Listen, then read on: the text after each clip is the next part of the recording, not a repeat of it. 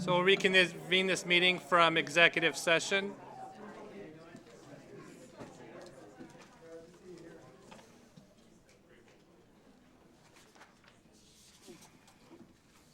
And it has been determined there will actually not be action out of executive session this evening, and as we go through the agenda, we'll have a adjustment to the agenda based on that. So first this evening, roll call. Director Eto, if you'll start us, please. Hiroshi Eto, Director, District 5. Carol Gregory, Director, District 4. Jeffrey McAnalloy, Director, District 1. Danny Peterson. Sally McLean, soon-to-be Assistant Superintendent of Finance and Operations. And now if you all please rise. And Dr. Campbell, if you'd lead us with the pledge, please.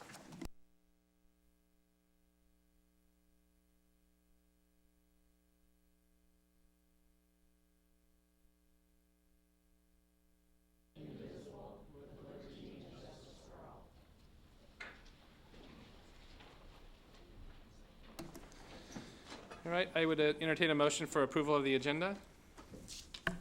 I move we approve the agenda. Do we have a second? I second. Motion and second. Any discussion? So I actually would like to make a motion to amend the agenda. So item 19 needs to be struck as there will be no decision from executive session. And then I would also like to actually add two more at the end. So after the oath of office, we'll allow Dr. Campbell comments. And then board response to that. And the final item is actually a celebration. So that is my motion. Do I hear a second? I second. Any discussion? Hearing none, all in favor say aye. Aye. Opposed? It's accepted. All right, and the second motion, so we've now done it, so I guess we don't need to take it on the second motion, right? The initial motion to accept it, so accept it as changed? Amended. As amended. All in favor say aye. Aye. Aye. Opposed? Passes. So now open the floor to acceptance of the consent agenda. I move that the Board of Education approve the consent agenda of June 23, 2015 as submitted. Here a second. I second. Any discussion? Just a little quick typo on that. I noticed that we have the board minutes for June. It says June 6th. I believe it's supposed to be for June 9th on there. Also curious too why we have, if we know why we have 5 minutes together, or if things just kind of got backlogged, and if we're gonna be able to get that back on track, because we have about 3 months worth. Okay, so we've got a typographical error for June 9th. Yeah. The minutes themselves do reflect that the meeting was held on June 9th. It's just the cover of the consent agenda that is incorrect. Right, to hear so any other discussion of acceptance as amended? Say aye. Aye. Opposed? Motion carries. All right, Superintendent McLean, you have introductions of administrative staff.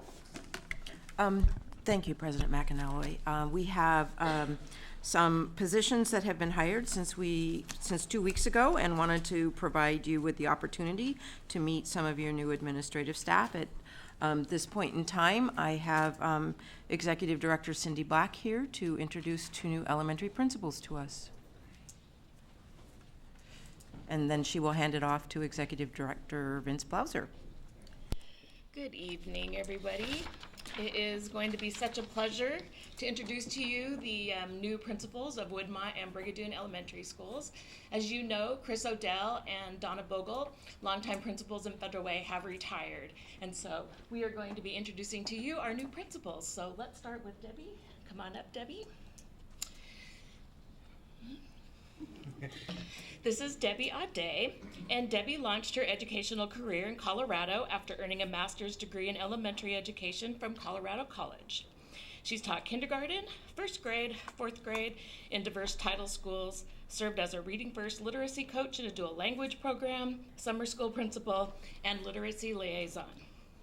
Debbie received her master's degree in educational leadership from Colorado State University.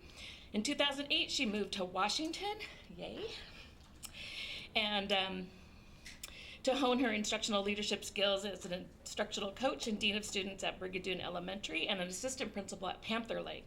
So Debbie is passionate about supporting the needs of the whole child, achieving equitable learning outcomes for each student, and creating strengths-based partnerships with students, staff, and family. So congratulations, Debbie, going back home to Brigadoon.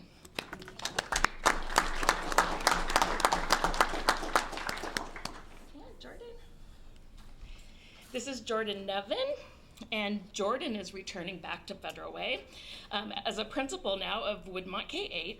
But Jordan taught math at Federal Way High School, and it was her alma mater because that's where she graduated from as well. Since then, Jordan has been serving as an assistant principal at Kent Lake High School. She brings with her an expansive skill set, including her ability to create student achievement in mathematics, primarily for traditionally underserved populations.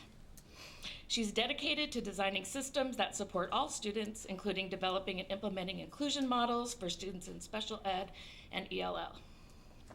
Her well-rounded skill set and her desire to continue learning make her a great fit at Woodmont. In addition, Jordan just earned her doctorate in educational leadership by completing a Leadership for Learning program at the University of Washington. The rigorous program is nationally recognized for producing high-quality leaders dedicated to equity and excellence. So please help me welcome back Dr. Jordan Nevin. Thank you.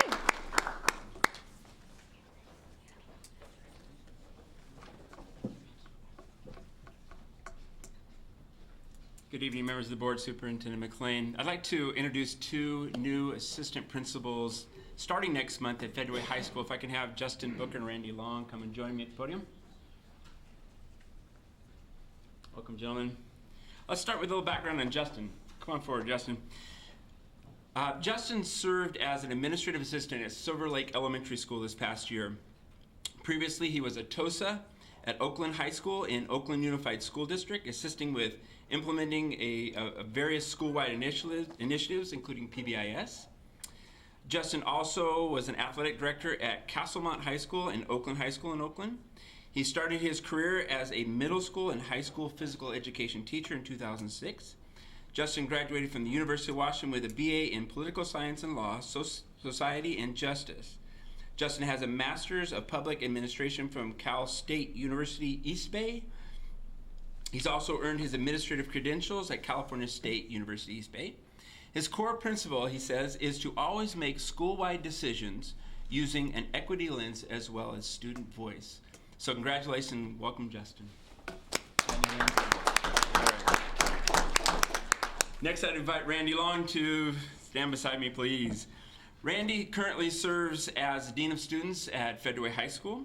He also serves as an Air Force JROT Senior Aerospace Science Instructor at Federal Way High School since July of 2005.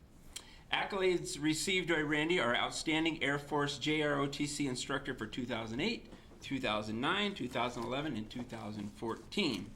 Previous to his being an educator, Lieutenant Colonel Long's Air Force career included being a C-141 instructor, evaluator pilot, chief of Japan and Korea exercises, headquartered Pacific Air Forces, and Squadron Officer School instructor.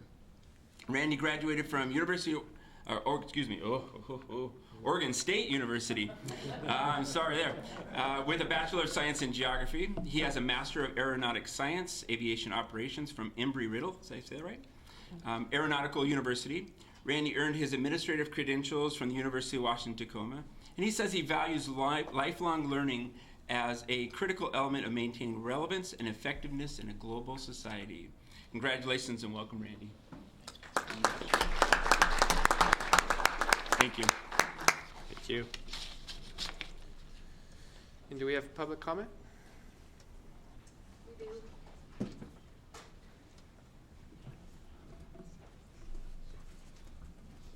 you.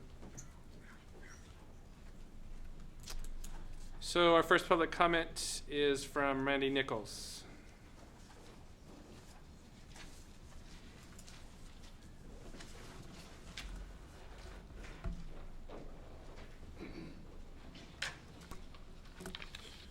Good evening. Thank you for having public comment at all. It's nice to be in front of the board. I'm here wearing a couple of different hats. I am a dad of 6 kids. 5 of them have graduated from Federal Way Public Schools, and one of them is with me, and she's finished 7th grade. I guess she's an 8th grader now officially. I'm also the stake president in the LDS Church, the Church of Jesus Christ of Latter-day Saints. We have 12 congregations here, and most of the roughly 5,000 members of our church live within the school district. We have some of those people that homeschool their kids, which is a point to be lamented, I think. We encourage them to go to public schools. We have some concerns, and so I'm here in that capacity, and also just a concerned citizen interested in seeing Federal Way do well as a community. We'd love to see it improve. So I'm here, I guess, because I see our community at a crossroads and the solution to be the schools. I've thought this for a long time. We've been talking about this in our leadership meetings in our church to see what we can do to help support the schools and make them better. I think right now Federal Way could become, could attract strong families and could become a wonderful bedroom community to Seattle and to Tacoma, and could have all kinds of economic growth. Or it could, if we don't do things right, we could have increased incidents of crime and drugs and gang activity and things that we don't want, that would make this a less livable city. We've seen, I think the solution being in the schools. We've seen good things happen when good things happen in the schools. It attracts good people when they come to our city, and we think that having schools that attract families, strong families, is the way to go. So I'm here to speak to that more college preparation is great. I think the schools are doing great work in helping kids become prepared for college. The more of that we can do, the better. And the school district has had a history of that. My family has personally participated in the Federal Way Public Academy. Loved that. It was great. Dr. Griffin's idea at the beginning and the school board's support of that was cutting edge and kind of innovative to the point of being almost crazy. And yet Mr. Vander Ark, school superintendent at the time, supported that, took a risk, and set it up. And now I think the proof is in the test scores and the college entrance admission rates, doing very well. I don't know whose idea it was to and I hope we're still doing this, I'm not sure, but SAT during high school, during the school day, and paid for by the district. Brilliant. I love that. I think that's a great idea. What I'm concerned about is that some of these programs that have been established, and I'm not as familiar, I'm very familiar with Federal Way Public Academy, less familiar with TAF, but my daughter now is in Cambridge, and I'm grateful for all of those programs. I think they're great. I think we just need to have them be more accessible. I'd love to see a committee formed to consider what we might do to sort of pave a highway to higher education, to make it more accessible for more people. So if you want to go to FWAPA, maybe it means we have to have a second FWAPA. I don't know what that means, but that more people, more kids could get into that. Thanks for your time. I appreciate it. Thank you. Next comments are from Tanya Payne.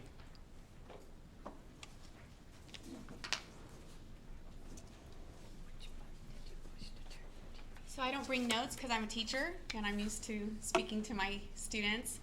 I have been a resident of Federal Way for over 25 years, and I have 3 children who in the coming school year will be attending the Federal Way Public Academy. And the only reason why I have 3 children attending this school is because after 3 years of trying, my oldest finally got in last year.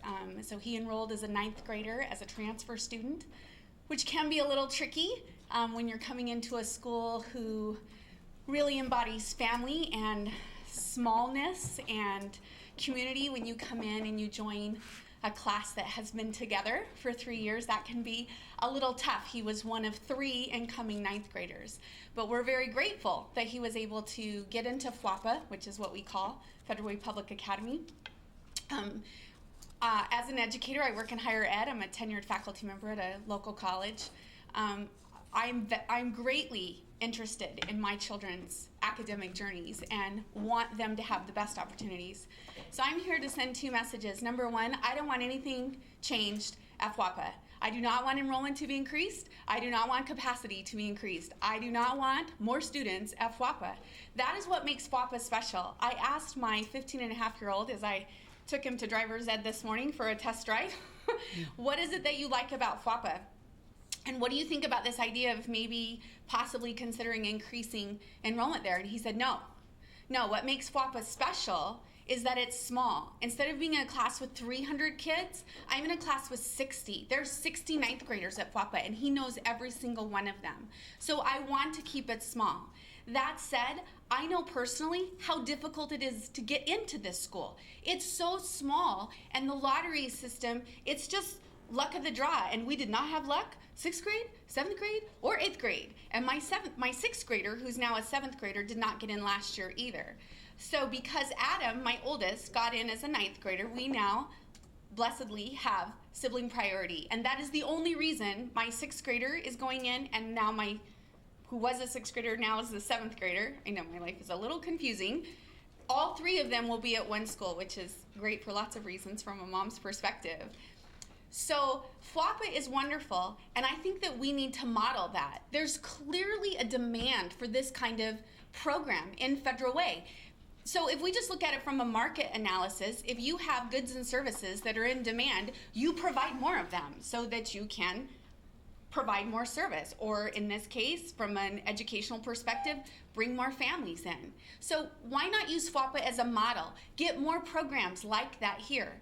It's not to say that other schools aren't great and FWAPA doesn't work for everyone, but it is a good program and there's a high demand. So I would just ask that the board consider a feasibility study. Is there a way that we could duplicate or use FWAPA as a model and offer that program to more families so that you're not rejected year after year after year and sometimes never get into the school?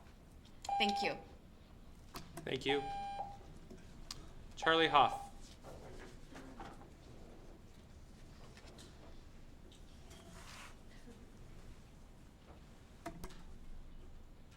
Well, I guess I could provide a little history to this. There's a brick down there with my name on it. In fact, when it was first thought about in 1988, I think it was, 1998, sorry, the board voted 3-2 to do this. And it was decided then that this was going to be a model, and if it worked, more of this would happen. So I think the time has come for more of this to happen. Why do we have a lottery for good education? That doesn't sound like public school to me. Why don't we have choices for all parents to do something like this? FWAPA has clearly been successful for a large number of kids. As was just pointed out by the previous speaker, it was set up originally to be a demonstration, and if that worked, to do more of it. I think the time is now to consider what it would take to do this as soon as possible. Obviously not next year, but certainly the following year would be a time schedule that would make sense to me. This is a wonderful opportunity for kids. It's a wonderful opportunity to engage parents. It's a wonderful opportunity for the community, as Randy has suggested. This is a wonderful thing. Do it. Thank you. Thank you. Jenny Forsman.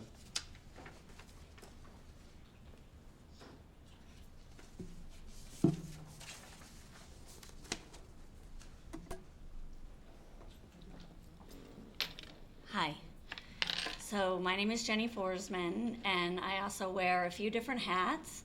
I'm here tonight as a mom, first and foremost, of 2 boys. I also am a substitute paraeducator for the Federal Way Public Schools District, and I am the co-president of Nautilus K-8 PTSA next year. So I wear a lot of different hats, and I feel really blessed to be able to do that, and thank you for giving me your time. I'd like to talk about my experience and the experience of my 2 boys. My oldest son just finished his 5th grade year at Nautilus K-8. He is in the highly capable program. He has had an incredible experience at Nautilus. I have been so overwhelmingly impressed by the school's ability to work with my son and other individuals at the school, whatever their needs are, and Mrs. Lucas is always willing to meet us as a family, as servicing our students, so impressive. I entered my son into the lottery for FWAPA, and he was waitlisted. I believe he's number 36, which is number you will not be there next year. So we are, he's enrolled in Cambridge at Sacagawea, and we're really excited for that. I don't feel that he is not going to continue a wonderful educational journey with that opportunity.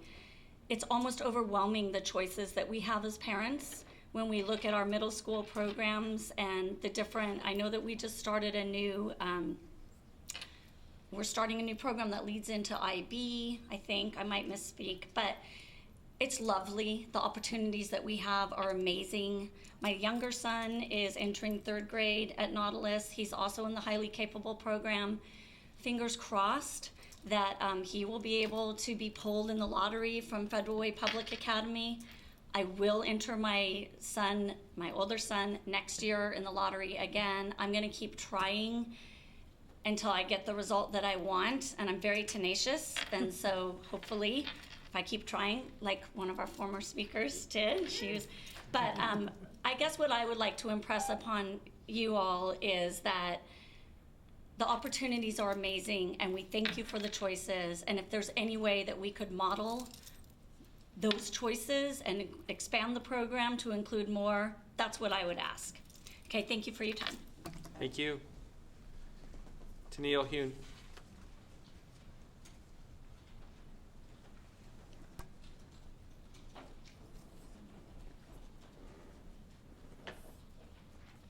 Hello, my name is Tennille Hyun. I have 2 sons, Caleb and Andrew, who are in the highly capable program at Nautilus Elementary. My older son Caleb is entering 5th grade this fall, so of course our thoughts are quickly turning to middle school and what that entails and our different options that we have here in the school district. I'm a fierce advocate of my children's education, and I absolutely want the best for them. So we're looking at what programs are available.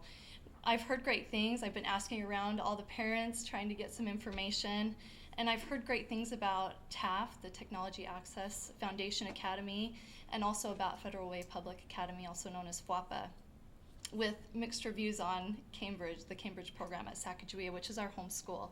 So these are the kind of the 3 programs that my husband and I are looking at. Our top choice would be TAF.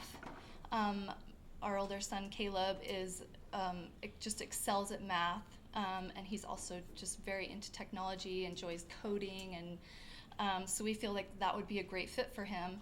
But as we've looked into it, we've found that it's nearly impossible for us to get into it because our home school is Sacagawea, not Totem. So unfortunately, the lottery goes to the kids who are in the Totem boundaries, so it's practically impossible for him to get into that. So FWAPA is another great option, and we're willing to drive across the district to take him there and pick him up, but the school only has capacity to accept a quarter of those who apply. It's staggering, as we've looked at the statistics, that only 56 of the 204 students who submitted a choice enrollment form were admitted into FWAPA this past year. So these are students and parents who want a rigorous education. They're willing to make the necessary sacrifices, and yet they're being told to go elsewhere to their 2nd, maybe 3rd choice. And I'm afraid that they will. And we need these strong families here in Federal Way, because as we build our schools, I believe, like others have said, that it will build our community, it will build our city, and it will attract more families who are interested in great education for their kids. I understand that we need to develop programs that help kids who are underperforming. I feel that just as much effort should be put into pushing the kids who are thirsting to be challenged. These are the children who will undoubtedly be our future leaders, maybe even our future city leaders, maybe even on our board. These are the children, I urge the school board to form a committee to address this capacity problem for these high demand programs. Clearly, there is a demand for a rigorous education, and we need your help to supply the best education for the kids and parents who want it. Thank you for your time and consideration. Thank you. Lauren Tomlinson.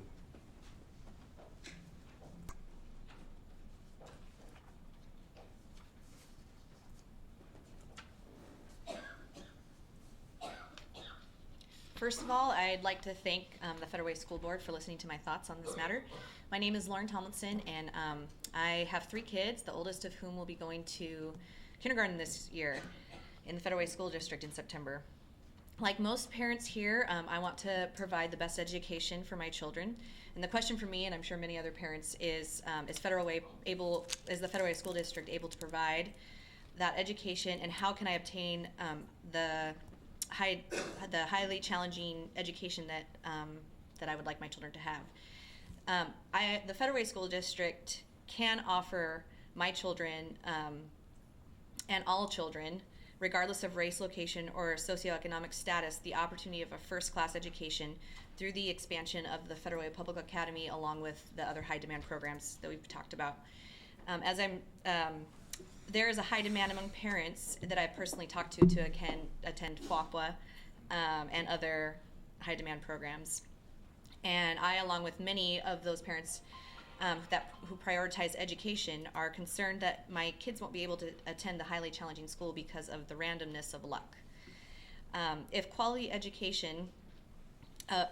of education of the Federal Way Public Academy was available to all, more kids would be able to graduate, have more opportunities for higher education, and to reach their full potential in Federal Way. Not only do the opportunities for quality education benefit those attending the schools in our city, it also benefits the community itself. Better quality schools will attract more families to the city, which is the foundation of a strong community. Because Federal Way will have among the highest quality education in the city will attract skillful talent, and in turn entice more businesses to Federal Way, growing our economy and our community. In all, raising the tide on our education system by expanding the options to attend Federal Way Public Academy and other high-demand programs will raise all the boats in the harbor of Federal Way. The best way for Federal Way and the city, and any city for that matter, to reach its full potential is to invest in the upcoming generation. Let us show the state that Federal Way is the best city in the state to live in because it invests in its children by providing the best possible education. Let us be an example of exactly how to invest in our children by allocating resources to the most effective educational avenues possible. Let us invest in the Federal Way Public Academy and other high-demand programs, and look at options to extend this incredible opportunity to all who desire to take advantage of it. I'm excited to see Federal Way become the beacon on a hill to all those who look our way, because we turn to our children to lead us into the future. I commit my time and my talents to this cause. Thanks again for your consideration on my thoughts for the Federal Way Public Academy. Thank you. Michael Park.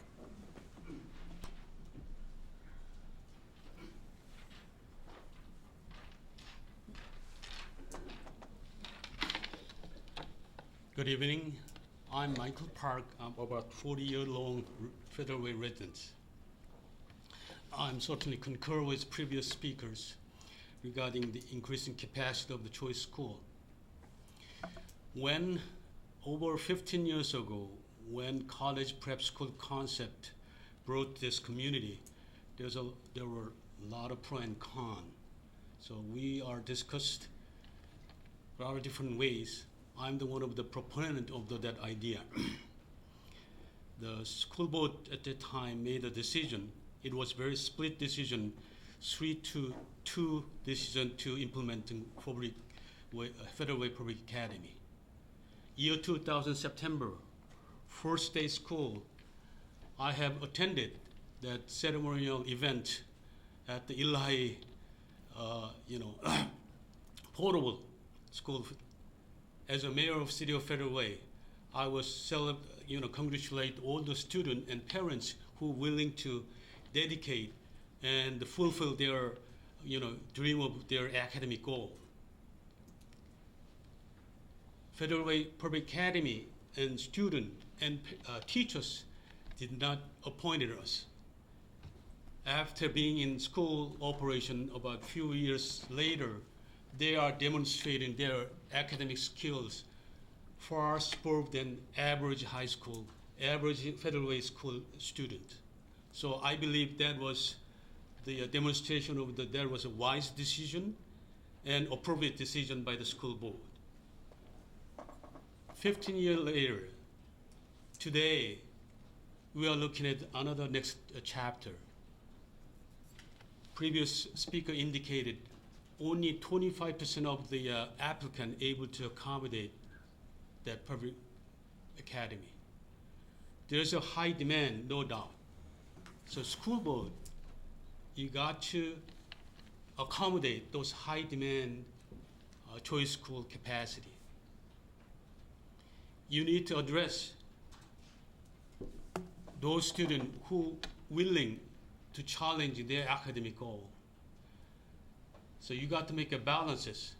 You got to pushing the somewhat delayed student, but advanced student, you got to keep up to their pace. So this is a more than good opportunity to address that issues. I urge school board to develop some dialogue, how to accommodate those high demand. And as you know, education is one of the essence of the quality of life in this great community Federal Way. So I appreciate your dedication and volunteerism. Thank you so much. Thank you. Don Yoon.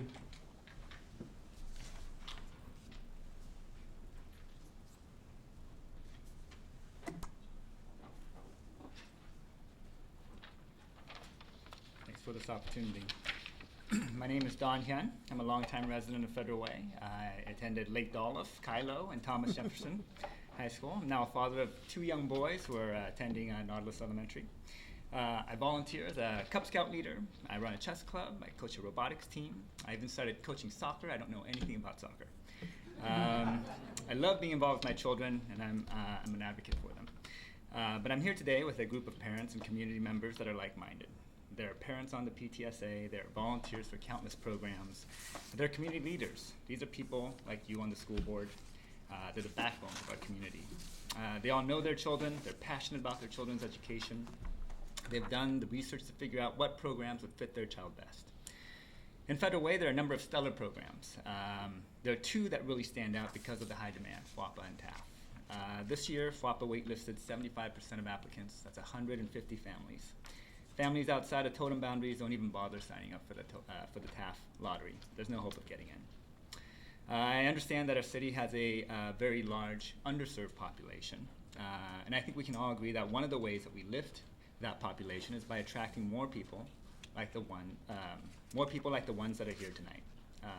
And whether they're wealthy or of modest means, I'm talking about the parents that show up. They show up to PTSA meetings, they show up to fundraisers, they show up to communities and schools, they show up to serve all of our students in various volunteer activities. I think we need more families like the ones here tonight. But they need something too. They need to know that there's room in the programs that they think are the best for their children, not second best or third best, or if they don't make the lottery, best. And if we don't provide this, then they will start showing up in other school districts, and we want them here. We've got what many of them want in FWAPA and TAF and other similar programs. We got gems in Federal Way. I dare say we have the envy of the South Puget Sound area. You just need to figure out how to make room so we can send a message to those parents, we have room for you here. Come to Federal Way, put your children in the programs that you love. So I'm here with these other parents to ask the school board and the superintendent. Let's start seriously looking at the options of how we can accommodate the demand for these programs. If there was a committee or something where we can start looking at these programs, I'm sure any one of us here would love to participate and help drive that effort forward. So as a parent, I welcome our new superintendent, Ms. Campbell. It's a wonderful city, and I'm sure she's aware of some of the challenges here, but I hope she's also aware of the assets that she has in the families. I hope you'll make us one of your priorities, and I welcome you and look forward to the partnership to come. Thank you. Thank you for your time. Thank you. So we'll definitely take this to leadership and the superintendent. I do want to just comment that we are on the verge of launching a strategic plan that will set the priorities for this district in the coming year. So Dr. Campbell will do her 100-day entry plan, and then by January we'll move into a strategic plan process and prioritize what our priorities are in the district, and the community will be included in that process. So I would wholeheartedly welcome any of you to make sure you watch and participate in that. And we will determine what the priorities are and what next steps we'll take. And we'll definitely take your information under advisement. So thank you for sharing this evening. All right, Superintendent McLean, Superintendent Comments. Thank you for this opportunity. And can I get you to launch the video for me? Not right this instant, but in a moment. So, thank you for this last opportunity to provide superintendent comments to the board and our audience this evening. From an operational standpoint, I want the board to be aware that Sound Transit's board is taking public comment on the proposed light rail alignments and stations this Thursday, June 25th, and then again in July 23rd, with a recommendation anticipated from their board by the end of August.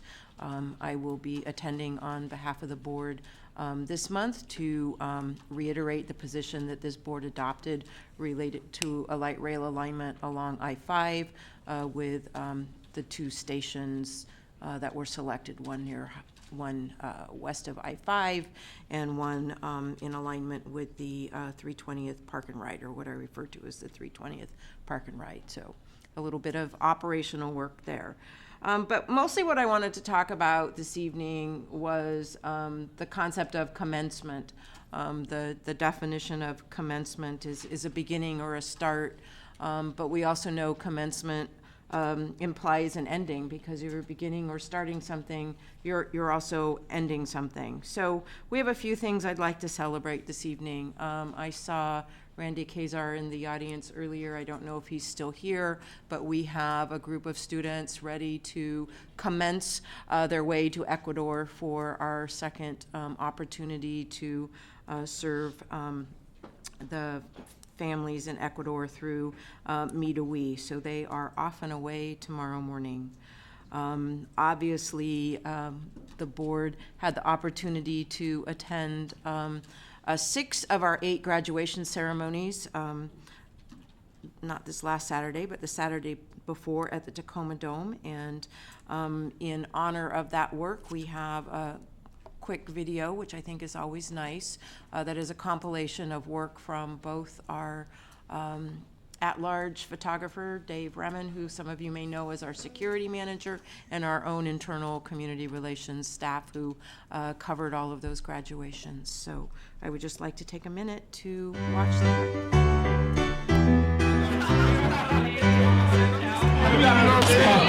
About to graduate, off the yak next year. That's what we do.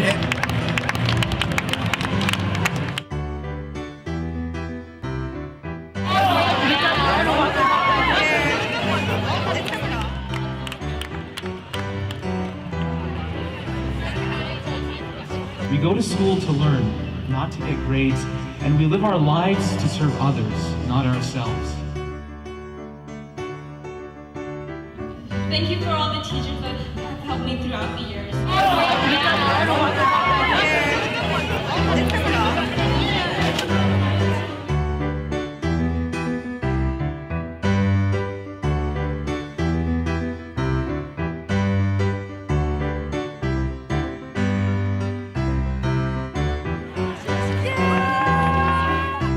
right to the left.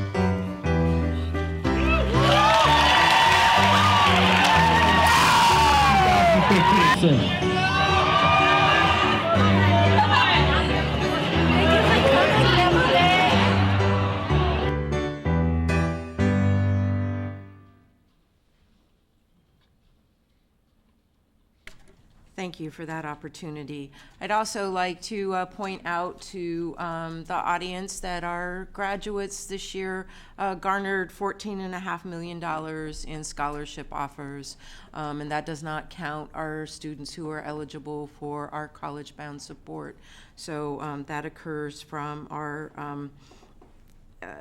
students who attend Federal Way High School, Todd Beamer High School, Decatur High School, Thomas Jefferson High School, our programs at Truman, the Career Academy and Life Prep Flex, and the Technology Access Foundation. So I'm very proud of the students and the staff who supported them on that journey. One of the things I want to do this evening is also recognize some of the leadership team who have helped me navigate this last year, who are headed off, they're commencing some new journeys. I don't believe Nancy Hawkins is here, but let me take a moment to recognize her work. Nancy Hawkins has served as the Director of Career and Technical Education for Federal Way Public Schools, but she began her adult journey in the pre-K-12 system in 1970, working for the Seattle School District as a family and consumer science teacher. Here in Federal Way, she served at both Decatur and Thomas Jefferson High Schools before serving for the last 12 years as our CTE director. The students of Federal Way have benefited by Nancy's leadership in many ways, from the launching of some new CTE pathways, including the engineering program, Project Lead the Way, and the work she did to get our NATEF certification, to creating partnerships and supporting advisory committees with our local community.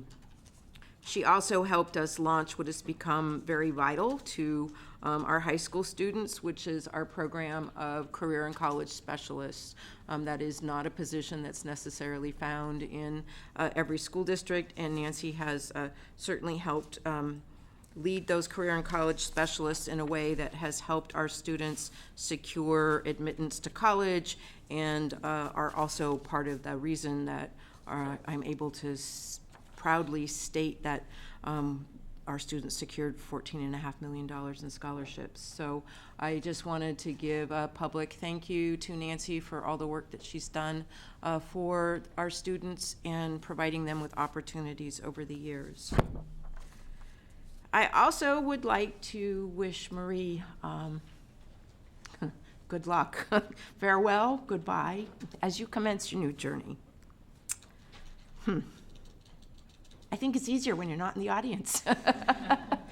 Marie began her journey in the Kent School District in 1979 as a primary teacher working in multi-age and GATE classrooms. As she moved through her career in Kent, she also began supporting curriculum development, literacy frameworks, and staff development, really fundamental aspects of her skills that she managed to bring to Federal Way when we successfully recruited her as the principal of Valhalla. Then after surviving the construction of a new school, we successfully recruited her to assume various roles in Teaching for Learning, where she is concluding her service here in Federal Way as the Assistant Superintendent for Teaching for Learning. In going through taking the liberty to walk through Marie's personnel file, I found a quote from Alma Dansby that I thought really defines Marie and who she is. And Alma commented that Marie is on a quest. She's on a quest for making education for children the finest it can be. And I know Marie will continue that quest as she departs for Tacoma School Districts and takes her skills to help provide more opportunities for students in another school district. So I have a small token of Federal Way Public Schools appreciation that I would like to give to you, if I may.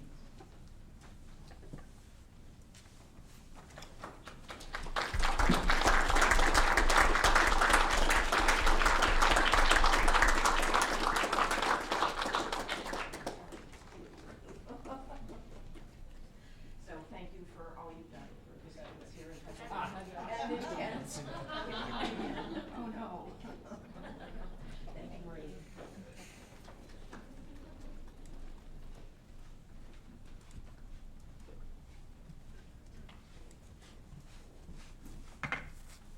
And as we commence for a new beginning and a new start, the last thing I would like to do is to thank the Board of Education, our parents, our students, the staff, the leadership team, and Chris Poppich, along with our broader community, for a year-long journey I shall never forget. The support I receive from those who shared the journey with me is priceless, and their confidence in me will always be humbling. Each day I was challenged, enriched, encouraged, and supported, and for this and for your trust in me, I am truly grateful. Above all else, I hope I challenged, enriched, encouraged, and supported you in your courageous work to educate every child. Thank you all for your contributions to this rewarding chapter in my life. And I know later on in the agenda, we will formally swear Dr. Tammy Campbell into her new office as superintendent, but I want you all to know that I wish Dr. Tammy Campbell every success. I am here to support her in this journey, and I am confident that our students will be the beneficiaries, even though I can't say that word, of her leadership and abilities to listen, learn, and lead. Welcome to Federal Way. And with that, that concludes my comments this evening. Thank you.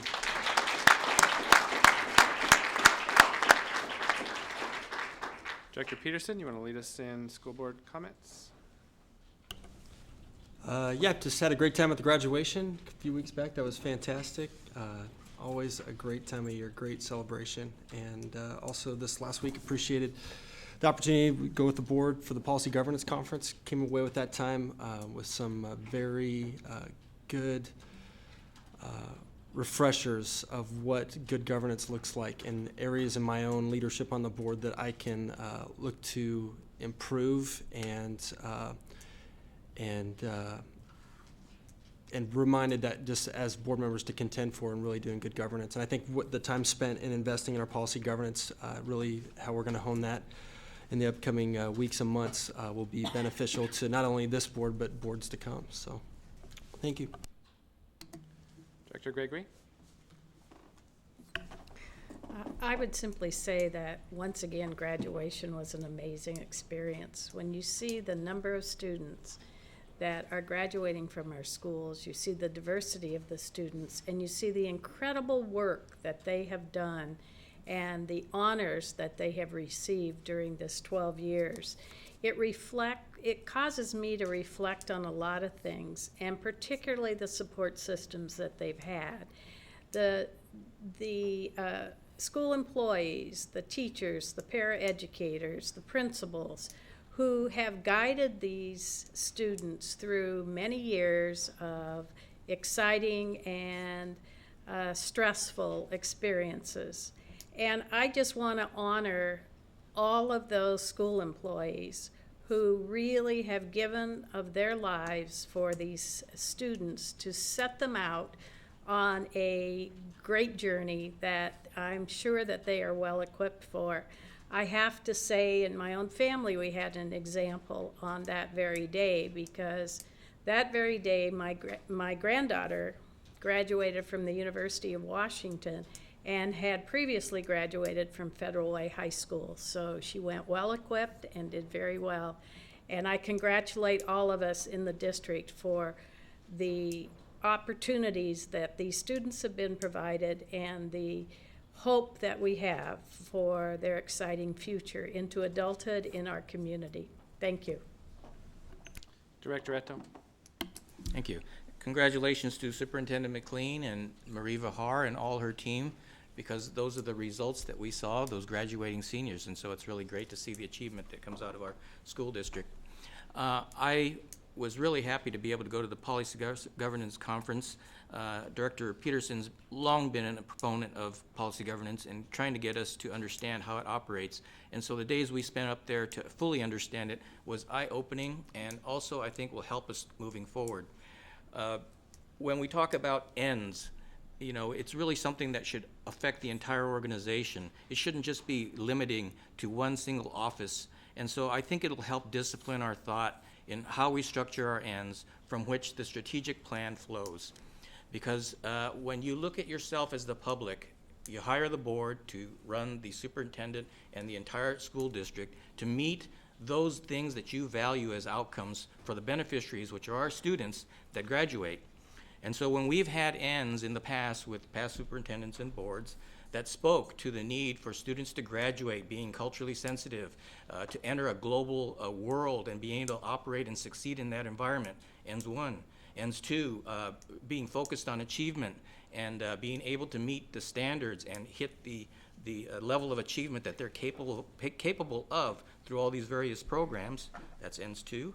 Ends three, to have the students graduate with all the skills and habits necessary to succeed in life, that they're responsible for their own success, ENS 3. ENS 4 was in terms of engaging parents to be supportive of their student to succeed. Now, when we attended this conference, that was the only one that was very limiting, because it spoke to parent liaisons advocating for their child. And I think when I look back at that training, it means to me ENS 4 should be broadened.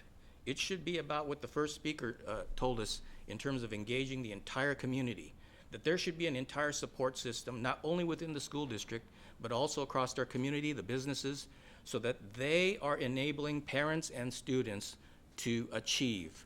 So whether that means providing transportation where it's not possible to get to these choice programs, where right now it's only families with resources that can access them, whatever those things are, the superintendent has a lot of power at her hands to be able to enable these things. So these ends are going to be the drivers for what the superintendent will be doing through strategic planning to meet with various community members, seek out input from the community and students on what are the key things that need to be done to address the gap that we see now in terms of achieving these ends.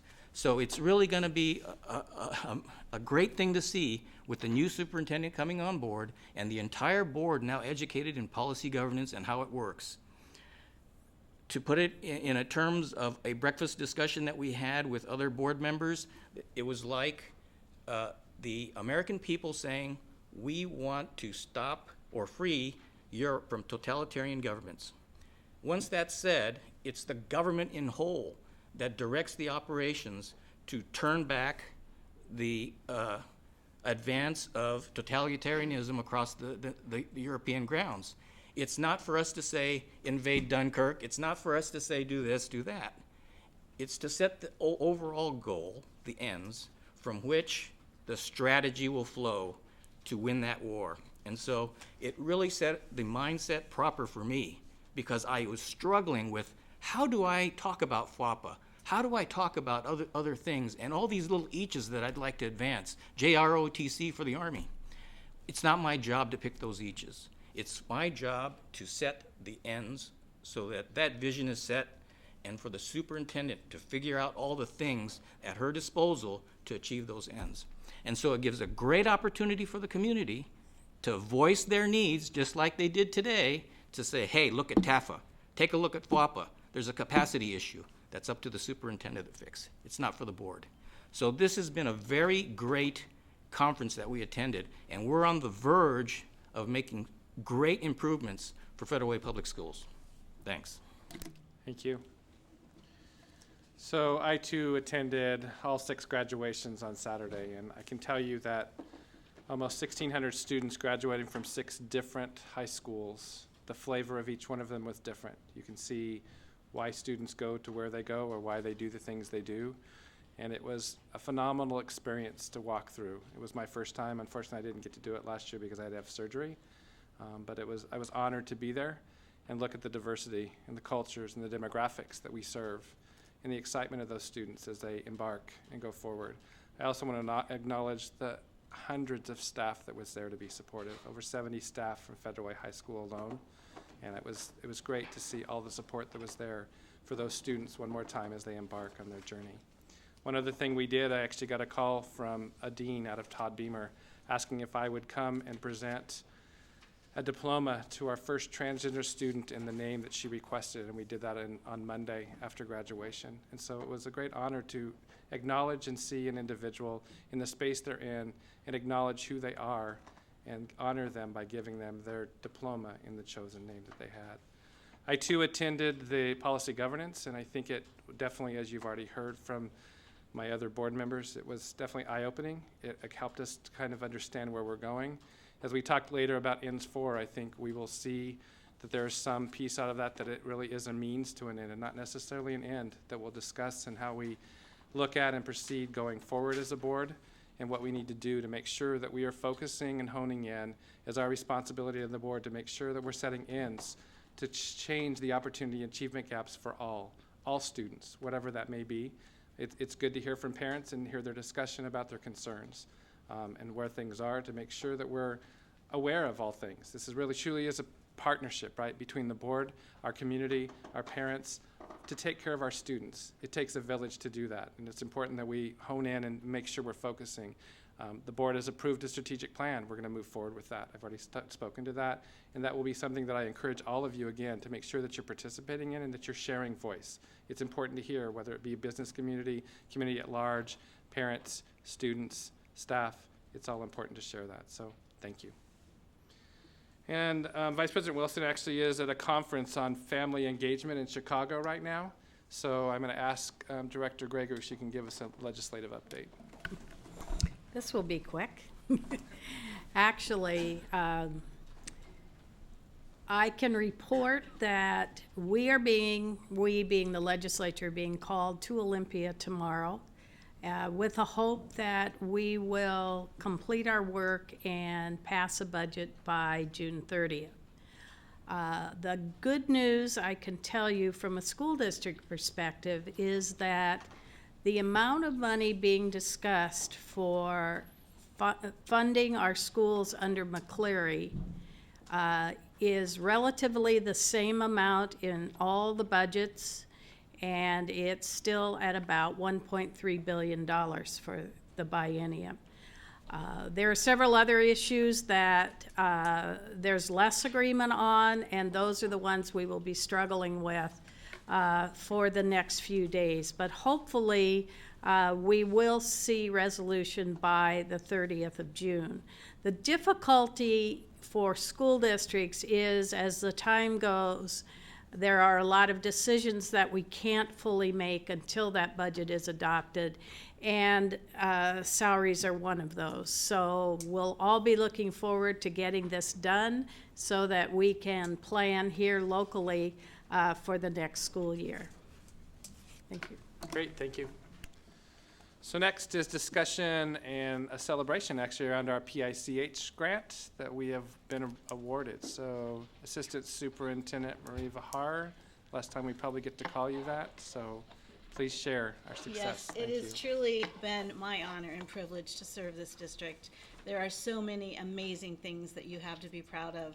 And one of those things is an incredible teaching force, an incredible group of teachers who have risen as teacher leaders and stepped forward to take on some of their own issues, their own needs. Tonight, we are here to present to you some exciting news. And this truly was a ground effort from our teachers. We have a group of 6 incredible teacher leaders who are health and fitness teachers in the district. There are 6 of them. 3 of them are here tonight. And this initiative came from them. They found an opportunity to apply for a very prestigious grant in our community to improve health and fitness instruction for our students. When we think about achievement, and Director Eto spoke tonight to ENS2, ENS2 is so much about student achievement, but it's also about the whole child. It's educating every part of the child, from fine arts to music to health and fitness. So tonight we'd just like to share with you very briefly about this exciting award and a little bit about the goals for the future. We also are joined tonight by one of the members of King County Public Health, who we will introduce to you in a few moments, and they will share with you a little bit about the grant as well. So first I'd like to introduce to you Michelle Cole. Michelle Cole is one of our teacher leaders from Kylo Middle School, and she serves on the Health and Fitness Lead team. Thank you, Marie. I would like to introduce Beverly Abad, who is a health and fitness teacher at Sequoia Middle School, and Kevin Bauer, who is a health fitness instructor at Rainier View. And before I begin to talk about the grant that we received and the work that we are excited to do, I'd like to bring Kate Ortiz up, who, again, it works for Seattle Public Health and is our grant advisor. And she's been wonderful so far, and it's only been a couple of months. So, Kate, if you could. Thank you. I wanted to thank Michelle and Marie for inviting me here today, and thank the board for allowing me to speak. As I said, I'm a project manager with Public Health Seattle King County's Healthy Eating Active Living Unit, and we are pleased to be able to support the great work that Federal Way Public Schools is doing to create healthier environments for its students. As we know, physical activity has a big impact on student achievement and learning. Public Health Seattle-King County received nearly $9 million through the Centers for Disease Control's partnerships to improve Community Health Initiative, or as we call it, PICH. Over 3 years, we'll be passing off more than half of that amount to about 30 local agencies to work on increasing access to healthy environments where people live, learn, work, and play. Our PICH projects are primarily focused in the South King County area, where we know that families experience greater health disparities compared to the rest of King County. Some of the other projects in the local community include similar physical activity focused projects at school districts. We're incorporating best practices for healthy eating and physical activity in child care settings, and also increasing access to fresh produce at South King County farmers markets for families. We've already been very, very impressed by the passion and the commitment of the administration and teachers here in Federal Way to build a high-quality physical education program that serves Federal Way's diverse student body from kindergarten through 12th grade, and to integrate physical activity throughout the school day and throughout the district. And we're excited to see the impact of your district's hard work over the next 2.5 years. So the name of our grant is Smart Minds, Healthy Bodies. We know that the two things go hand in hand, and so that's what we're focusing on. We know that students that are physically fit and active are going to be better academically and behaviorally, and we want to continue to work on that in our district. Our students spend most of their day, not most, but a lot of their day with us at our schools, and oftentimes they eat 2 out of 3 of their main meals at our schools, and we want to provide them with as much physical activity as we can, and nice, good, healthy, fresh meals as much as possible. We know that investing in the health of our students is going to give us the healthy community that has parents that are involved, much like many of our speakers already spoke to, being involved in the community, making us better and more attractive to families. Providing access to healthy foods, as Kate said, is also on our list of things that we're working on. Let's see, brain rules. This, the picture on the left, kind of what our brain looks like now after sitting quietly for such a long time. So if I could, please indulge me. If everybody could stand up, we're going to do a quick brain energizer. It's very painless, I promise. So if you can you want to snap with your right hand and blink with your left eye, and then switch, snap with your left, blink with your right, go back and forth. Yeah, I know. Okay, stop. Now, snap twice with the right and blink with the left. Other side. Okay, have a seat. So that's just a quick, get you standing up, get your blood moving again. And we know through tons of research that after just a 20-minute walk, the brain's much more active, as you can see in that right picture. And every brain energizer does not need to be 20 minutes, but just quick things like that during classroom instruction can really help to keep our students engaged and learning what we want them to learn. Why did public health choose us? Because we approached this as a K-12 system change. We didn't pick a couple schools here and a couple schools there. We went for the whole K-12 system to try to implement this change across the entire district. The foundation in Federal Way has already been set by Marie Verhaar. She created the Health and Fitness Lead Team 3 years ago. As a team, the 6 of us, 2 elementary, 2 middle school, and 2 high school, we facilitate almost all of the professional development for our health and fitness staff, K-12, and the majority, 90% or more, come to all of our trainings, including our adapted physical education teachers.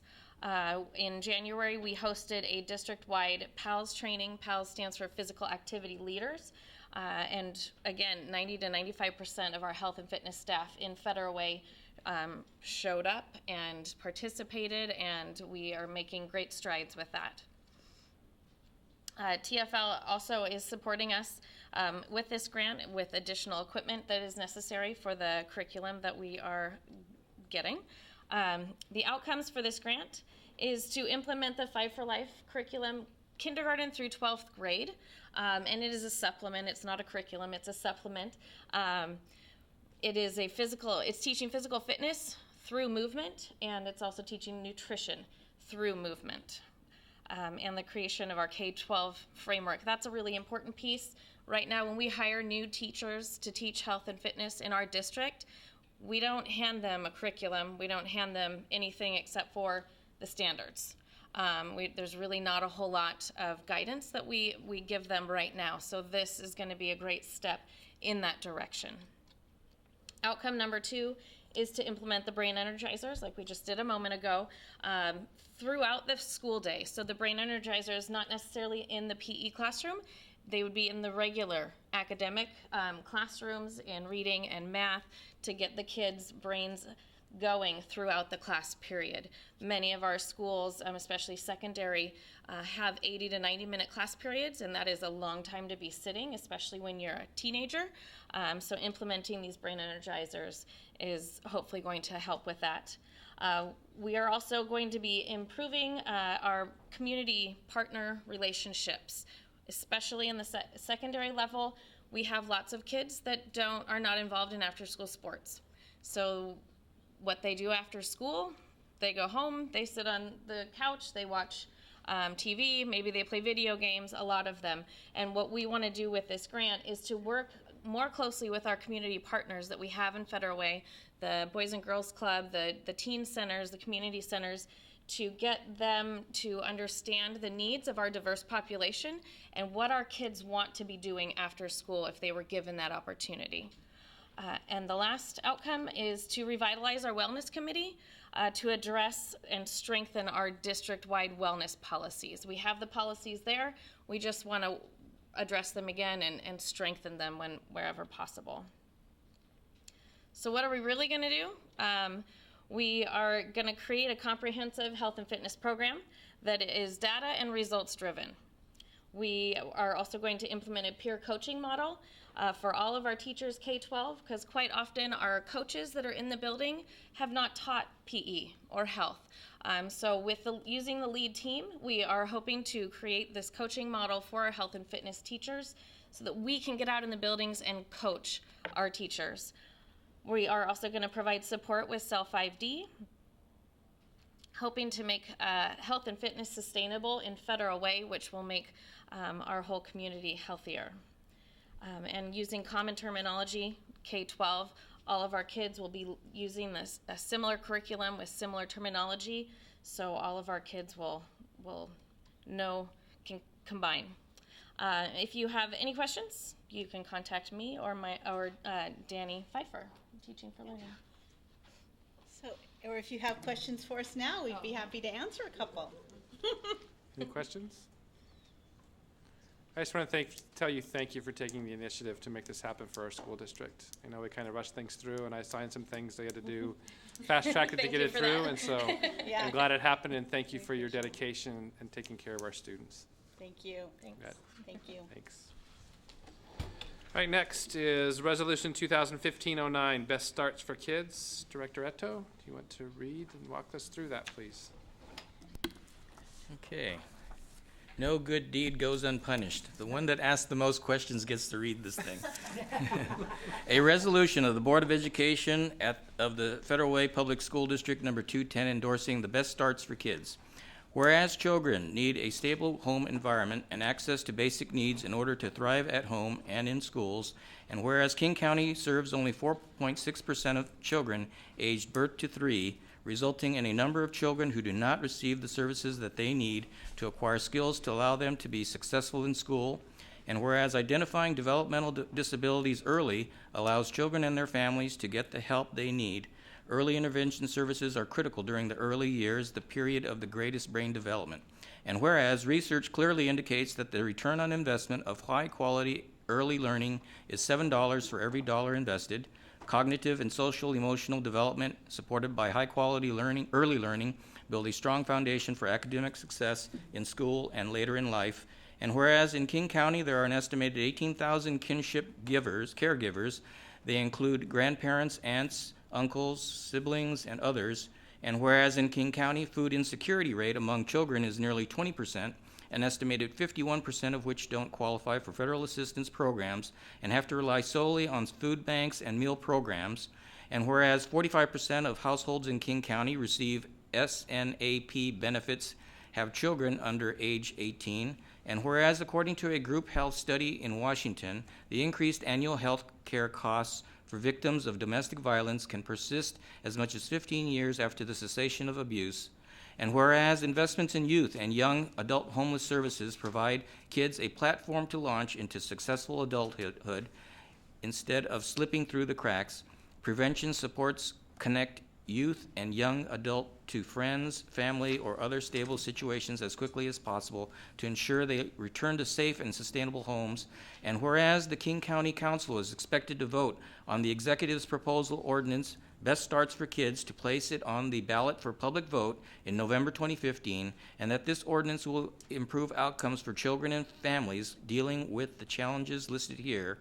Now, therefore, be it resolved that the Federal Way School District 210 Board of Directors supports a King County levy that invests in a stable, adequate, and dedicated funding source focused on improving the lives of children and families across King County.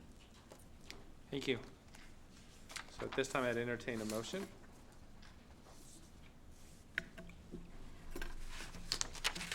I don't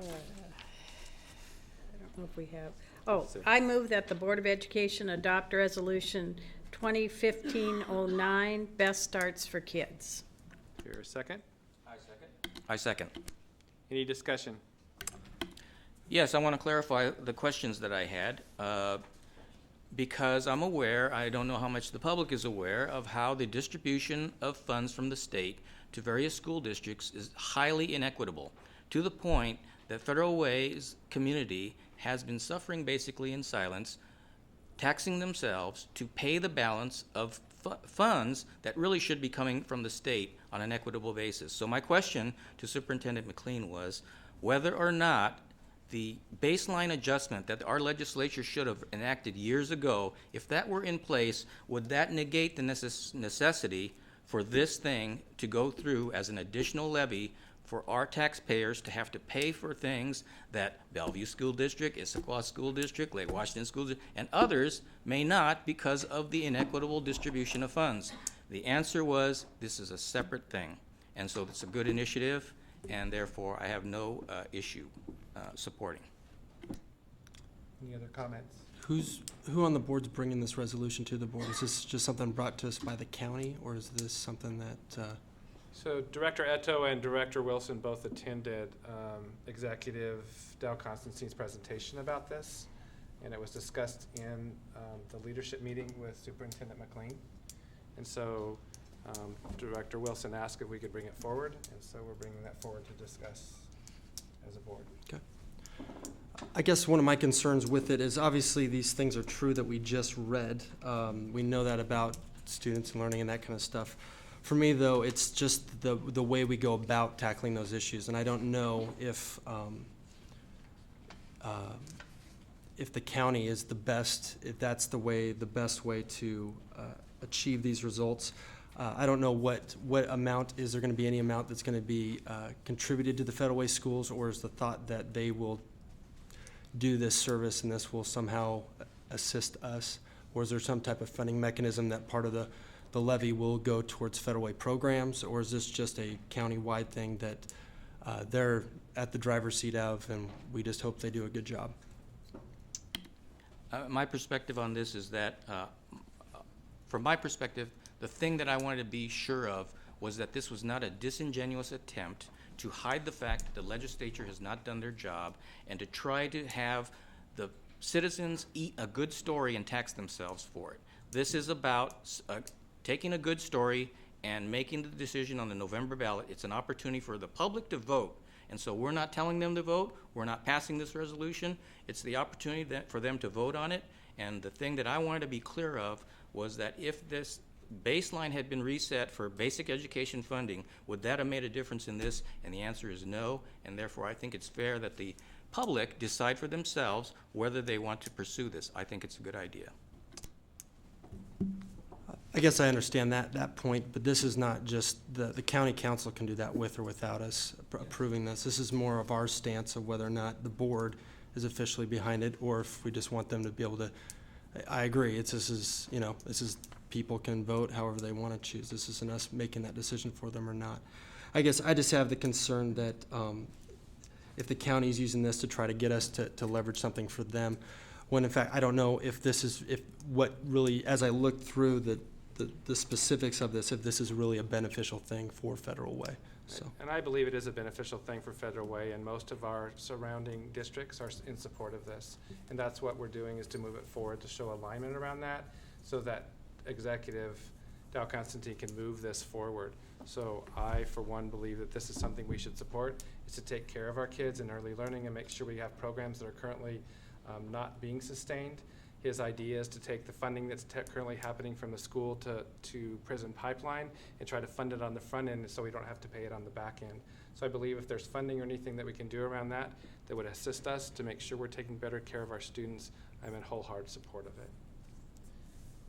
Any other discussion? Hearing none, all in favor say aye.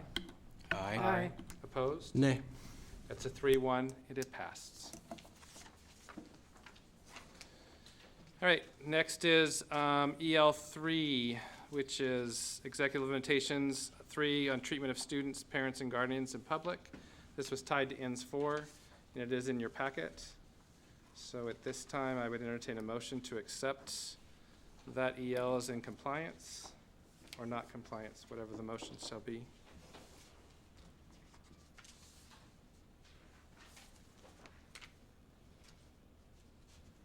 Do I have a motion?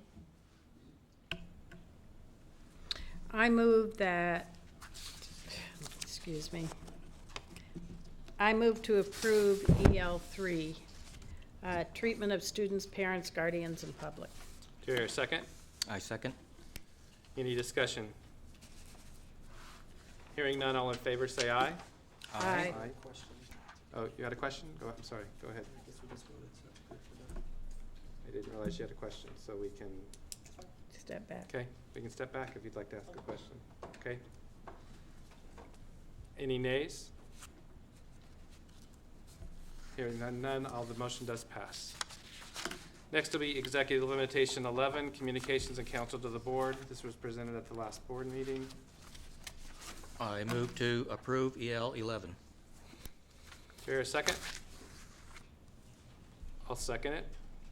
Any discussion? Hearing none, all in favor say aye. Aye. Aye. Opposed?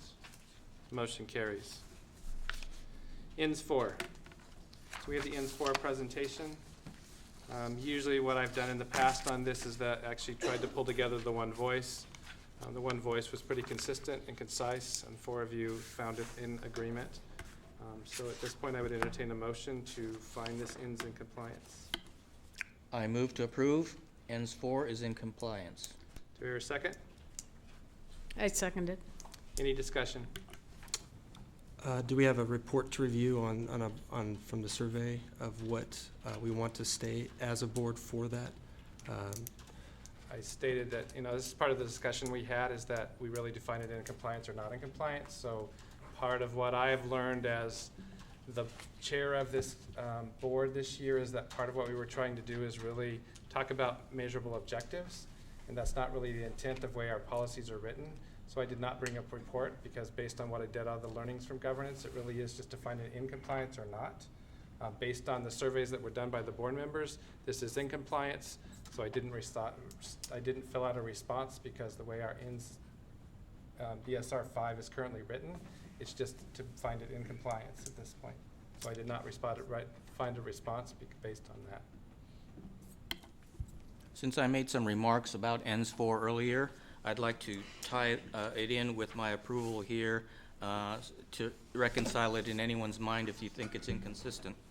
ENS 4, in my belief, is that it was focused on parent liaisons between the school and the student and understanding policies. It was a proof of concept, and for 2 years, the data clearly showed that where there were parent liaisons, the parents were more aware of school policies and more welcome in the schools to then engage on behalf of their student. It was very clear. And so to me, it is a tool that is in the superintendent's toolbox, but not a visionary statement that should be something that the board should focus on. It's kind of in a way like the Federal Way Public Academy, which has been in proof of concept for 15 years.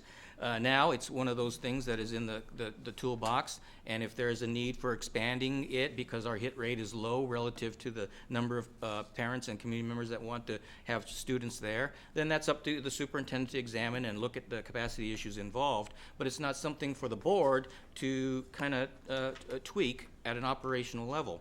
So from my perspective, the proof of concept has been proved. The superintendent has done a great job in terms of moving that idea using parent liaisons. Now we have to move and step back and look at it as a community as a whole to say who is out there that can help engage parents, engage business, engage anybody to help a parent or student that's struggling so that they can achieve. And so my view is ENS 4 is not going to stay the same. It's going to be bigger.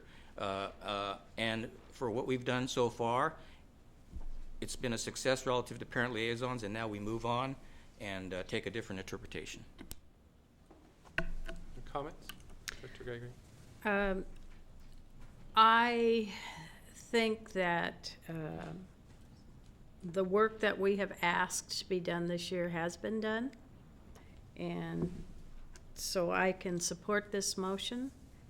However, I think that we as a board need to rethink exactly what we want parent and community engagement to mean, because one of the things that we don't really speak to here is the academic role of parents, and that's something that I hope we infuse. I do not see the statement we have here as really an end, and I hope that we're able at some point to have that conversation and decide how best to include this as part of our total work. It's a strategy, it's a way of strengthening our ability to educate children.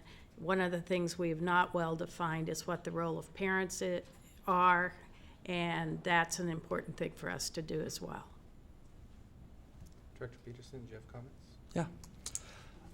I definitely agree with tonight with the board. This is, I think, one of those things that has been what ENS 4 has been the last few years, that it is definitely, ENS 4, for those of you who are wondering what it is each student will benefit with the relationship each school will establish with each parent, guardian, or advocate.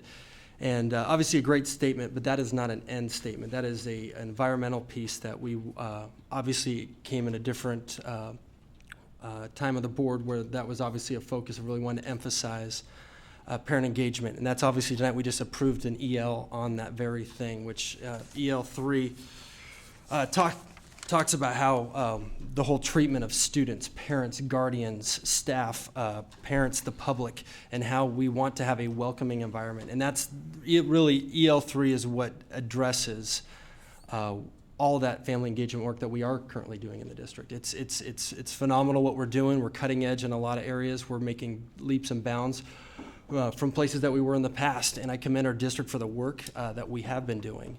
I think it's great to see, as we've been hearing the reports of the different things of engagement that we have seen success in, and it should definitely continue.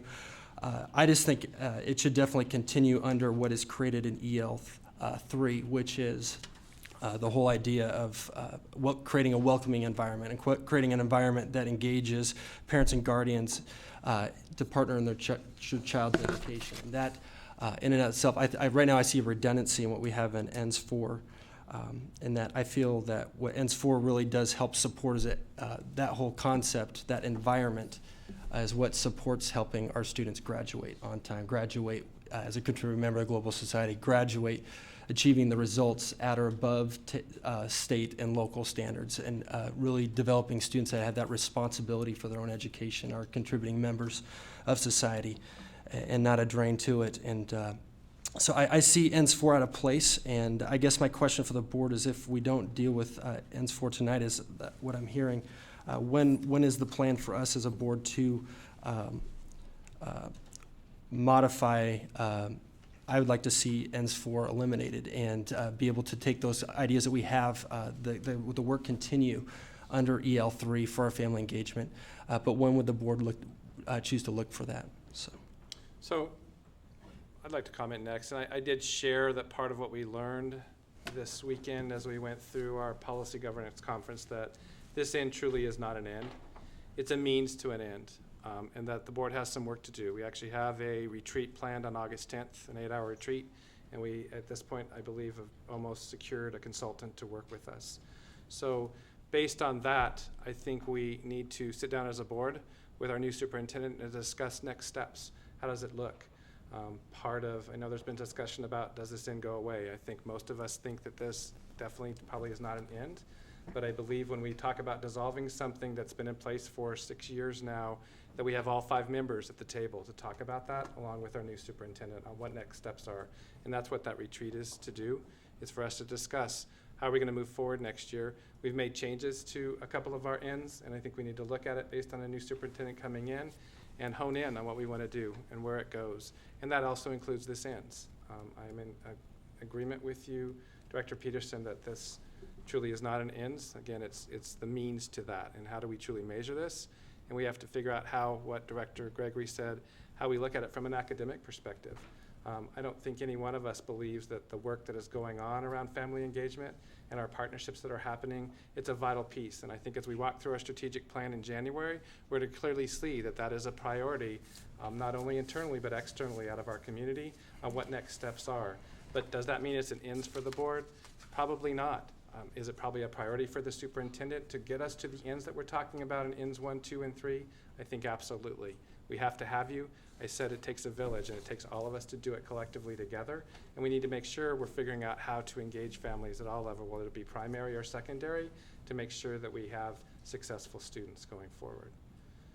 So any other comments? Yes, Director Green. I would only add that our policy speaks a lot to a welcoming environment, and in my view, that's very limited. And the role of parents or guardians or that significant adult in a child's life requires much more participation than coming into a school into a welcoming environment.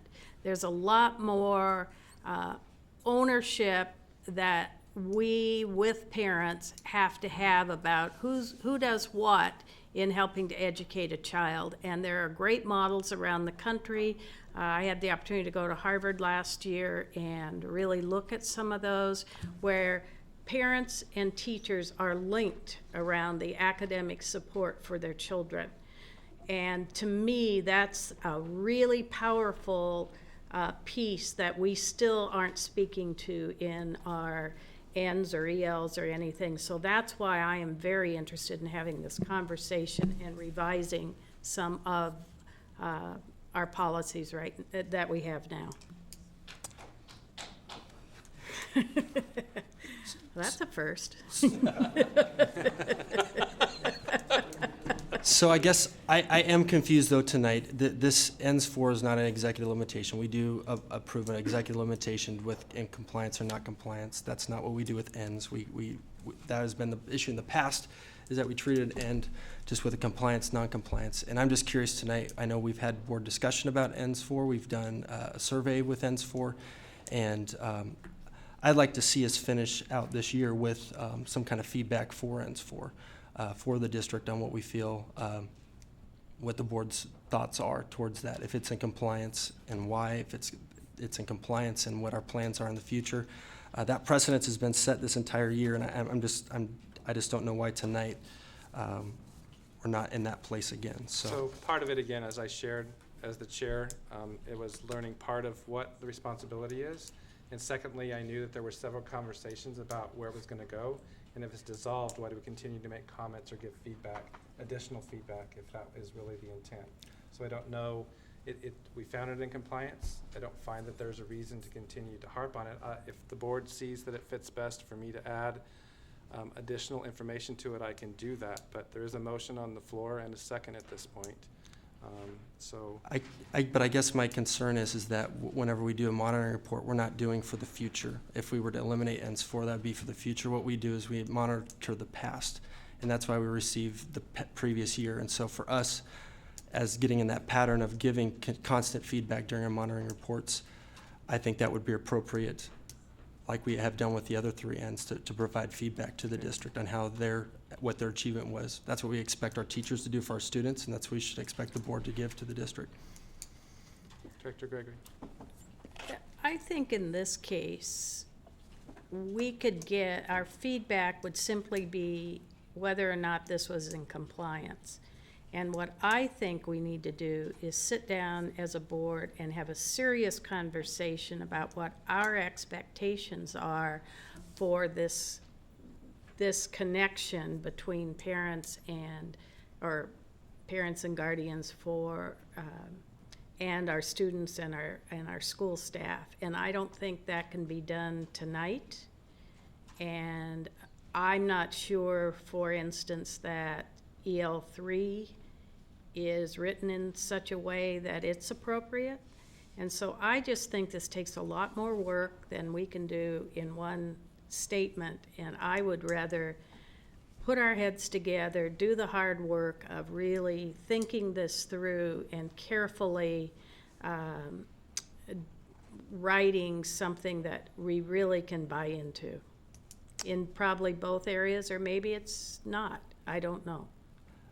And I guess I'm fine with that. I guess we did have a passing of EL3 earlier. There was no comments made to it when it was passed. And I agree that EL3 would be appropriate for the board to look at how we want to revise that and write that.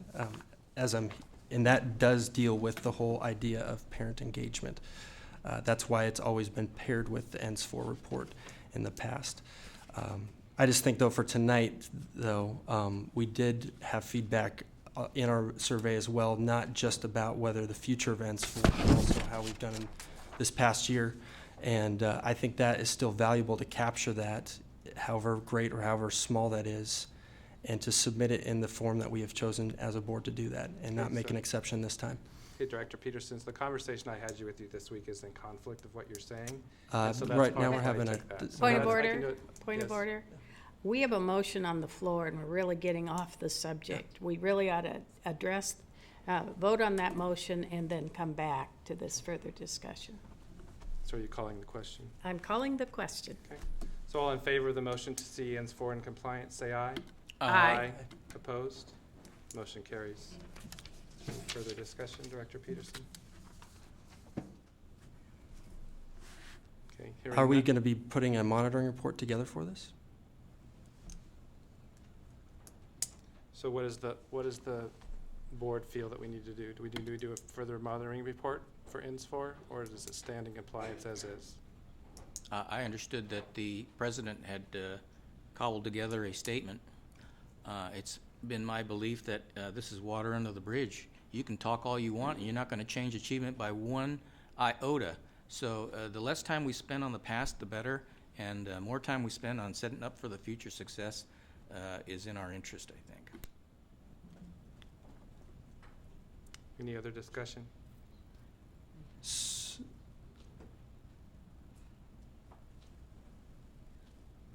So we are not going to be in compliance with our board policies and giving an ENS4 monitoring report. Okay, that's what I'm understanding. I don't think that's correct. I believe that President McAnally put together a joint statement based on the input he received from the 4 others. Where's that joint statement?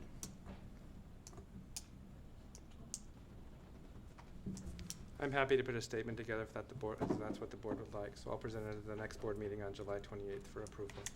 Anything further, Director Peterson? And are we also going to be discussing at our board retreat ENS4 and the future of it? Is that the plan in August? Our plan in August is to spend 8 hours talking about policies. So yes, I would think that N4 will be in discussion in that retreat. That will be on the agenda. Okay. Thank you. All right, Superintendent McLean, grading advisory recommendations.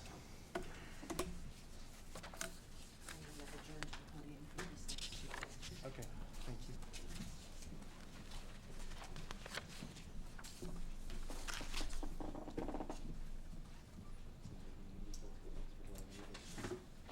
Well, I know you are just, can hardly stand the fact that you might get another 30-page PowerPoint from the Grading Advisory Committee.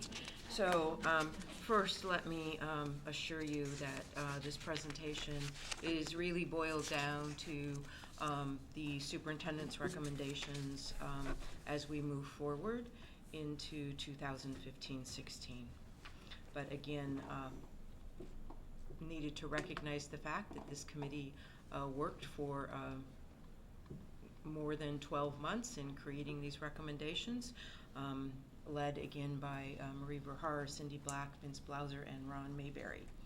So the first thing you'll notice on this slide is that this all of our grading policies and procedures are considered administrative policies and procedures. So I'm not sure what learnings you've had over the weekend, but I did propose a motion for you this evening, which you may or may not deem to be appropriate given where you're currently at. So I'll just say that up front and defer to your current level of understanding. So the District Grading Advisory Committee was created by former Superintendent Rob New with the specific purpose of sharing research and providing input to continuously improve the effective grading practices for all students in Federal Way Public Schools. I, again, just want to give a shout out to that committee who spent so much time going through the research and coming up with various recommendations for my consideration in moving forward. It was a significant commitment of community, parent, student, and staff time, and I sincerely appreciate their good work in moving us forward. The committee itself divided itself into 5 subcommittees. They were generally labeled as the weighting subcommittee, increments, consistency, student behavior, although we're trying to change that language to characteristics for successful learners, and communication. And those 5 subcommittees presented 6 different recommendations to myself as the interim superintendent. As a result of that, those individual meetings, my 6 recommendations include: I support the weighting subcommittee and their recommendation to make no change for 2015-16. So I'm recommending no change in the weighting of assignments in 15-16. I'm recommending implementing an increment change at Kylo, Totem, and Thomas Jefferson, moving from the current 4-point scale to an 8-point scale to align the rubrics in the grading system with the middle years program that exists at those 3 schools. There was a recommendation from the Consistency Committee to rewrite the rubrics for all of the standards across the continuum of education.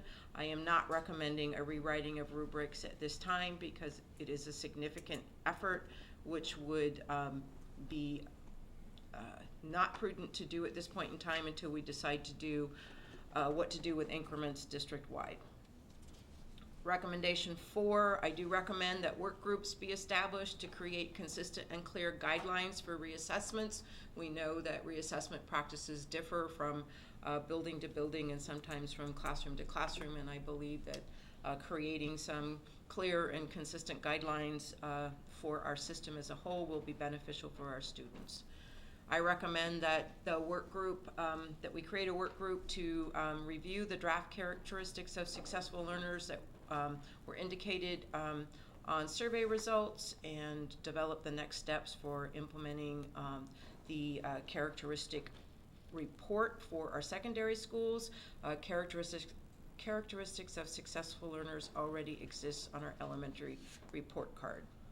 And I certainly concur with the Communication Subcommittee's recommendations, and we all know that we continue to strive to find multiple and many ways to connect with our parents around the various conversations that occur. So those are the 6 recommendations that I am moving forward. One which would change increments, and 2 that would 2 and 3 would establish work groups. So the board action that is requested this evening is a motion to support the superintendent's recommendations for continually improving the grading practices for all students in Federal Way Public Schools, if that is your desire. I so move. Do I hear a second? I second. Motion is second. Any discussion? Hearing none, all in favor say aye. Aye. Opposed? Motion carries.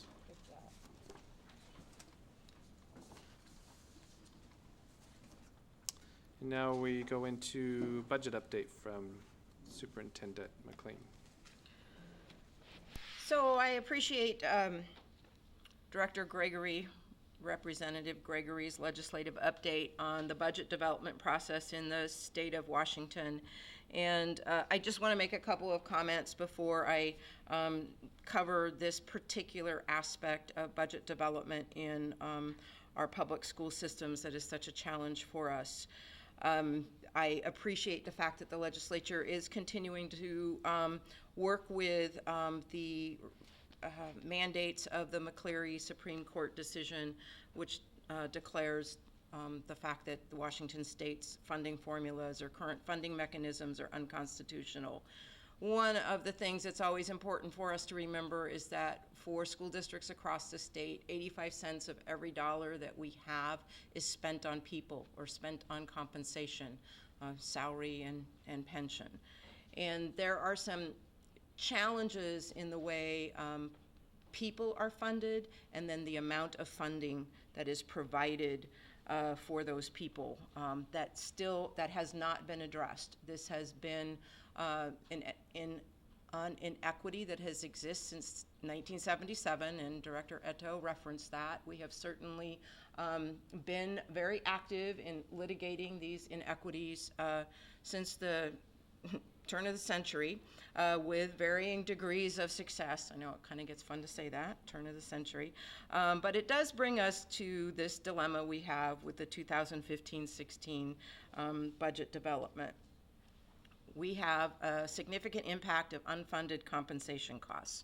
And people have kind of forgotten this part of the story because the last time we had a COLA, or a cost of living adjustment, for PK-12 employees in this state was in 2008, 2009.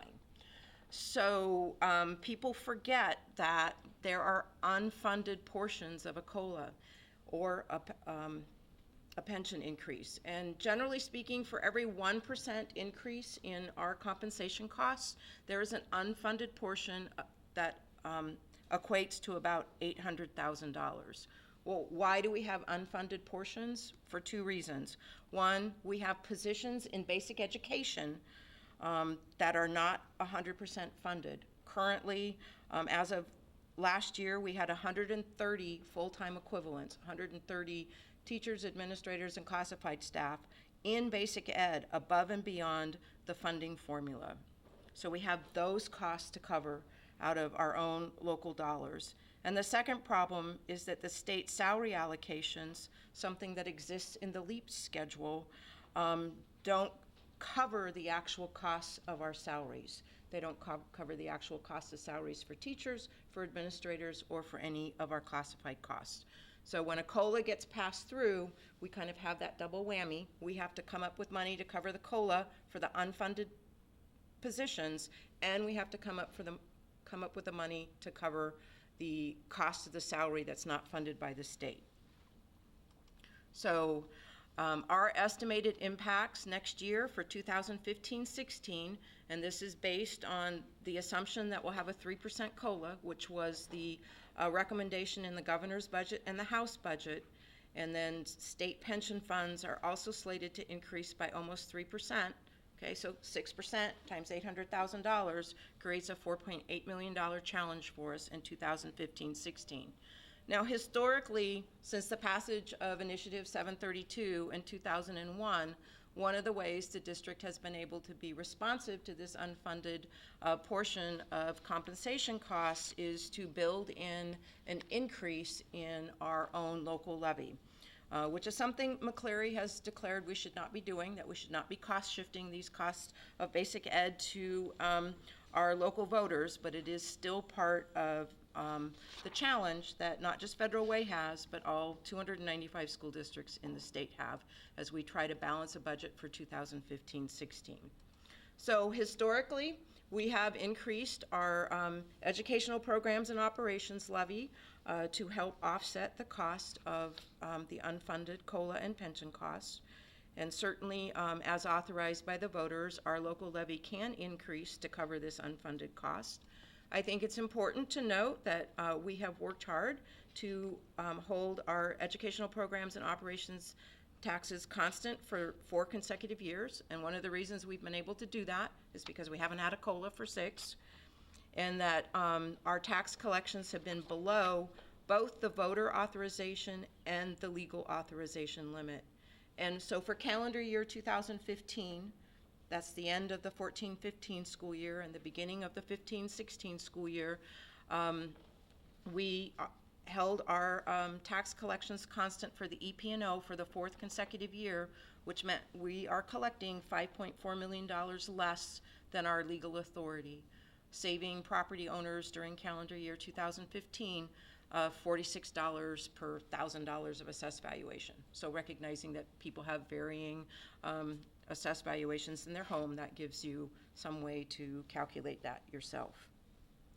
So as we move forward in this really unknown arena for the 2015-16 budget planning, in order to sustain programs and cover that $4.8 million in unfunded salary and pension costs, an increase in the tax collection up to the legal limit is under consideration. I've been working closely with incoming Superintendent Dr. Tammy Campbell, and a work group of citizens and staff will meet to develop a common understanding of the historical practices and the historical realities of our funding formulas that will help inform the superintendent regarding a final 2015-16 budget recommendation. From a timeline perspective, we're still, of course, hopeful that the state will adopt a final biennial budget. I just have to comment that budget appropriations expire on June 30th, in 7 days. And quite frankly, if we don't have a budget signed by noon tomorrow, we start having financial impacts in the Federal Way School District. And our June apportionment that comes on June 30th will be a short pay. It's not hugely significant, but we will be short paid for local effort assistance and for basic ed apportionment to the tune of about $400,000. It becomes a bigger problem if we don't have a budget by July 1st. Then we get no apportionment at the end of July. We know that we will be convening a work group to meet and review options quickly, tentatively in late July. We'll provide a budget update on July 28th with that work group's input. Budget is actually legally required to be adopted no later than August 31st of any given year. August 25th represents the 4th Tuesday in August for budget adoption. And then we actually have some ability up to the last board meeting in October to make final decisions about the 2016 tax certifications. So again, I just wanted to outline that dilemma. I know it's difficult when we hear all of this excitement, and we are excited about some of the changes we're seeing in K-12 funding due to McCleary, but until the inequities or until that underlying salary formula and staffing formulas are adjusted to meet the realities of school districts, we will continue to struggle with that unfunded portion of COLA and pension. So that concludes a really brief 2015-16 budget planning. If you have any questions or comments, I'm happy to answer those. Any questions? Thank you. Thank you. Now I think we get to celebrate. So next is our swearing in, oath of office. So Judge Dave Larson and Dr. Campbell.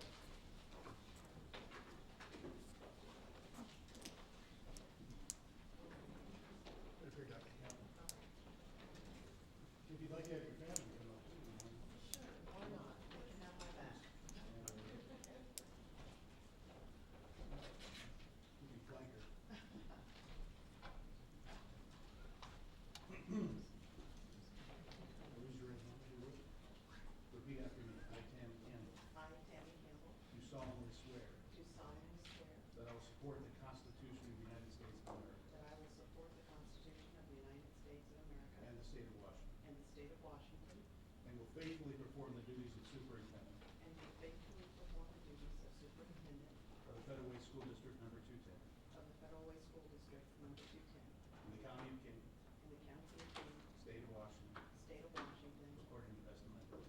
according to the best of my ability. Congratulations. Thank you.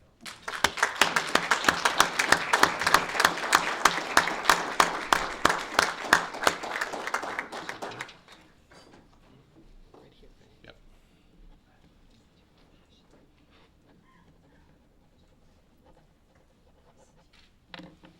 Before the superintendent makes comments, it seemed like old home week.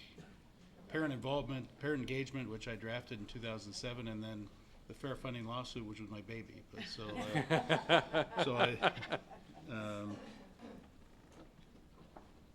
it was nice to hear you still talking about that, except to wish some of those issues were solved.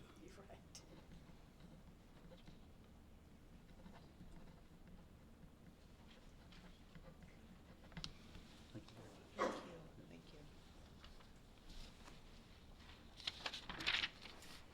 Good evening, President McAnalloy and members of the Board of Directors.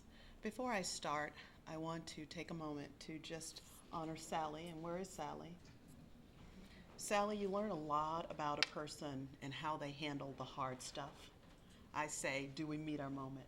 And I think you've met your moment. You've been so gracious to me. And I have every confidence that we're going to be an incredible team. And I want to thank you for that, sincerely. Thank you.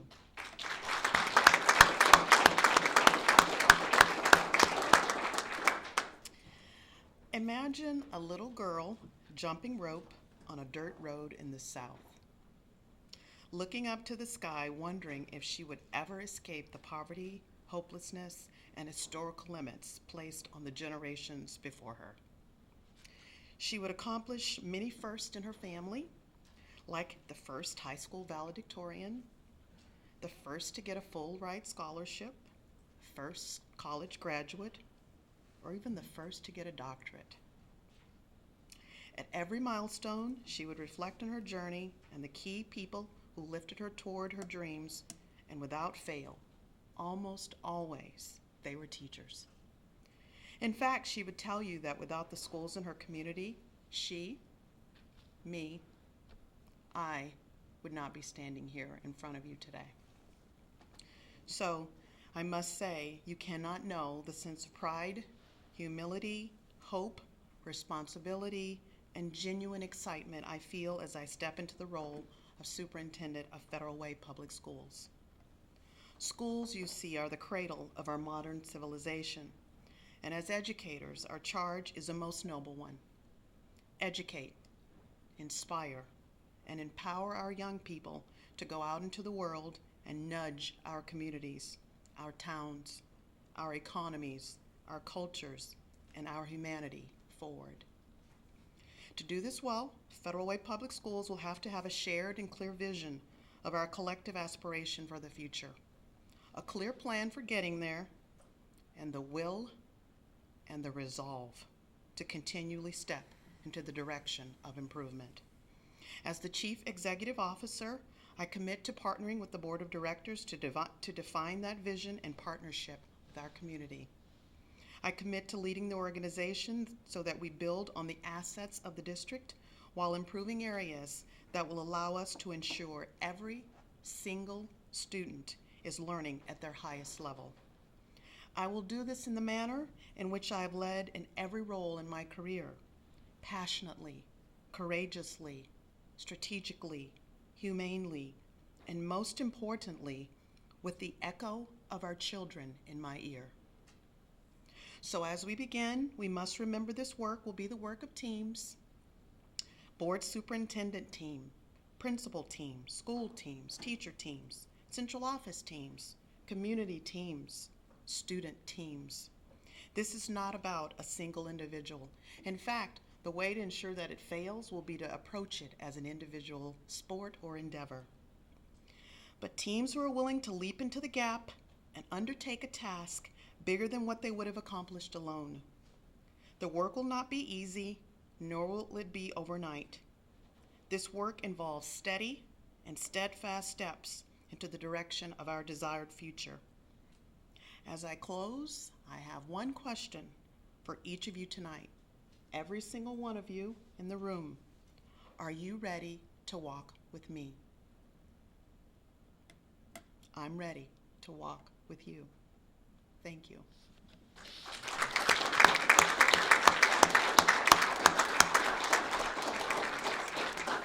So board comments? Well, I am looking forward to walking with you and operationalizing all means all, and I think you're the one that's going to get it done. So it's great to have you on board, Dr. Campbell. I can't say it better than, oops, can't be heard. I can't say it better than Hiroshi said it. We're really excited. We know it's going to be very hard work for all of us, and we're ready to roll up our sleeves. I like the direction we're already going. I remember when we interviewed you at the start, and when we finally made that decision, just how I felt really settled that that was the right decision to make. And I think since then, every interaction I've had with you has just affirmed that more and more. And actually, it's just like one of those presents you get, like, wow, this is better than I thought. And so Federal Way has not got to see that yet, but and obviously the proof is not in the talk, but it's in the action. And I know that's what you're committed to, and I think that's where the community is going to see that. Is they might not even know, they don't know our names, might not know your name, but they're going to see how that's going to change our community. And Federal Way is going to be a better place. Our Federal Way School District is going to be better because of your leadership, because of what you're going to be bringing to our district. And I'm looking forward to that. My kids that are going to be in our district are going to be looking forward to that. And I know it's going to serve our community well. And so I just want to reiterate how pleased, how excited I am just to see you just be able to jump into this and lead us forward. So thank you. So 90 days ago, we made a decision, right? And that 90 days to me seems like a lifetime already. And I've had the honor to walk with you as chair. So I've had more communication with you than anybody else on the board. But your student-centered focus on every decision that you make is unfounding in what this district needs. I can't wait to see what the future brings, and I will walk with you, hand in hand, arm in arm, to make sure we take care, and all means all. So thank you. And before I go, I want to thank my family tonight, my husband Kyle, who's here tonight. We've been married for 27 years. And I have followed Kyle's career and gone to several bases all over the country, and it's nice to know he's ready to do the same thing for me. So my husband, our oldest son Shane, who's here as well. So he's graduated from Western and is currently right now in a job and looking for better jobs, and I know that the future will be bright. And our daughter Kylie, who's working and who's also in school. At every corner you've had my back, and you've allowed me to flourish, and so I just want to thank you for being there for me going forward. I love you guys very much. Thank you.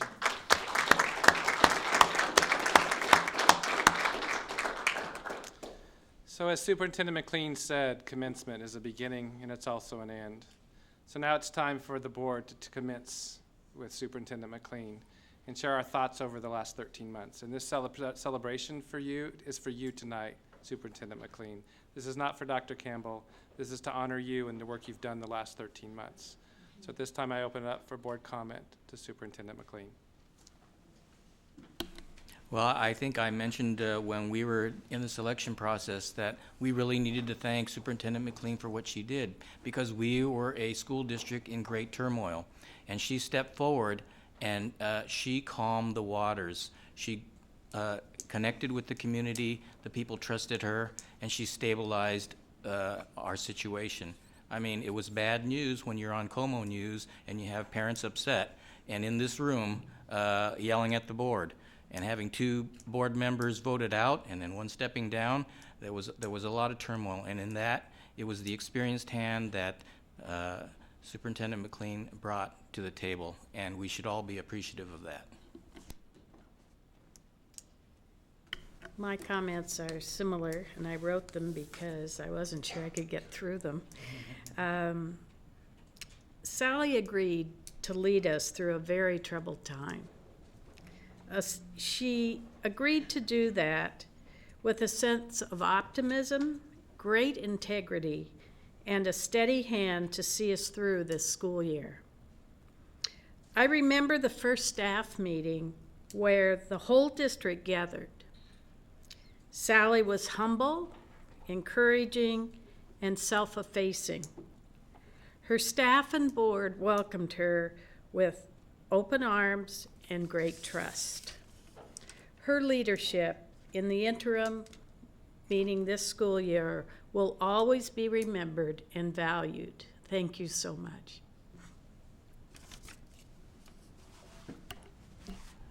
I remember when I talked to Rob New on his way out, and he said that Sally's going to be a great fit. You're going to be in good hands, and we were in amazing hands this last year. Sally, you brought your years of experience here in the district. You brought your passion for Federal Way, and you love the staff here. You love the students here. You love this community, and it's not just a job to you. It's something that you breathe.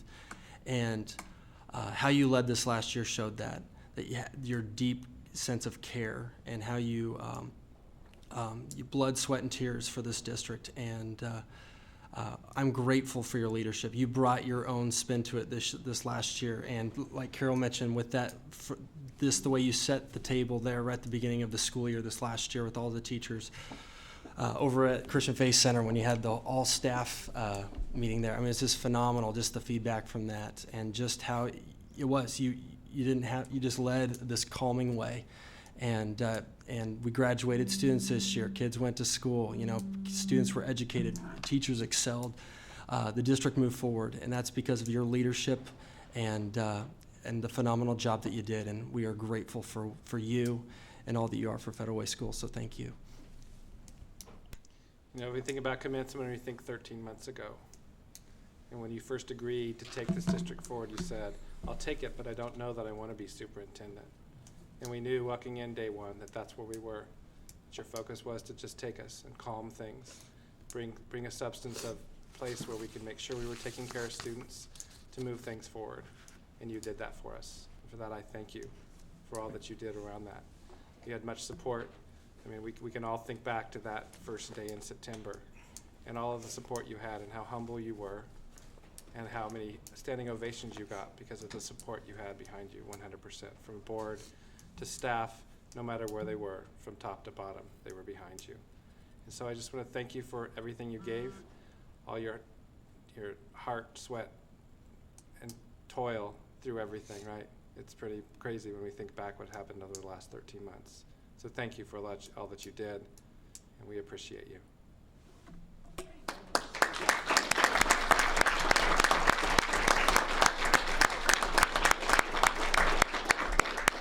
So I heard something about a celebration, so let's go party.